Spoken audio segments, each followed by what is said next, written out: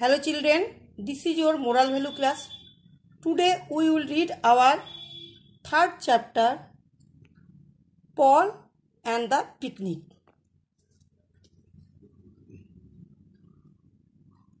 Paul woke up late every day.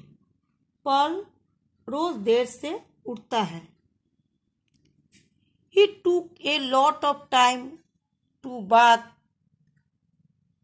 and dress and was always late to the breakfast table. वो नहाने और dress पहनने में काफी समय लेते हैं और नाश्ता के टेबल पर लेट से पहुंचते हैं. He would never reach school on time. वो कभी भी समय पर स्कूल नहीं पहुंचते हैं. His teacher scolded him for being late, but Paul did not care. उनके टीचर ने उन्हें देर से आने के लिए हमेशा डांटता था, लेकिन पॉल परवाह नहीं करता था. One day, Paul's teacher told the class that they were to go for a picnic from school the next day. एक दिन पॉल के शिक्षक ने कक्षा में आकर बोले कि वो अगले दिन स्कूल से पिकनिक मनाने जा रहे हैं. Paul was very excited. He loved picnic. Paul बहुत उत्साहित था. उन्हें पिकनिक बहुत पसंद थी. Paul's teacher told everyone to reach the school at 8 a.m. Paul के शिक्षक ने सभी को सुबह 8 बजे स्कूल पहुंचने के लिए कहा. The bus would leave exactly at 8:15 a.m. Knowing that Paul was always late, his teacher told him, especially to the punctual. बस ठीक 8:15 को रवाना होगी. ये जानकर कि पॉल हमेशा देर से आता है, उसके शिक्षक ने उसे विशेष रूप से समय का पाबंद बताया. Paul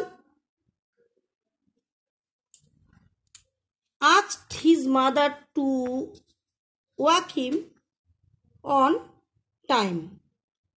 पॉल ने अपनी माँ को समय पर उसे जगाने के लिए कहा. Next morning his mother woke him. अगली सुबह उसके माँ ने उसे नींद से उठाए. As usual, he did not get up and was late.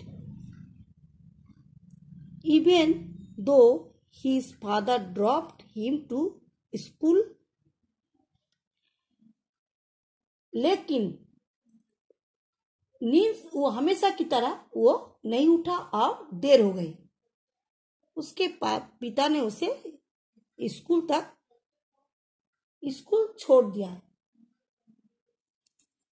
He reached only at 8:20 a.m. By then the bus had left with all his classmates and there was nobody in the class. लेकिन वो सुबह 8:20 को school पहुंचे. तब तक बस अपने सभी सहपाठी को साथ निकल चुकी थी.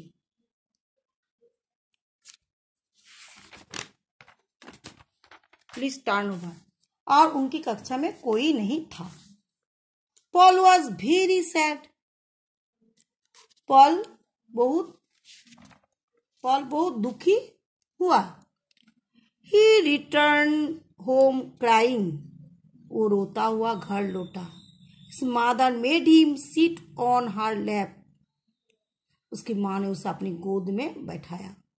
She wiped his tear and then spoke to him gently.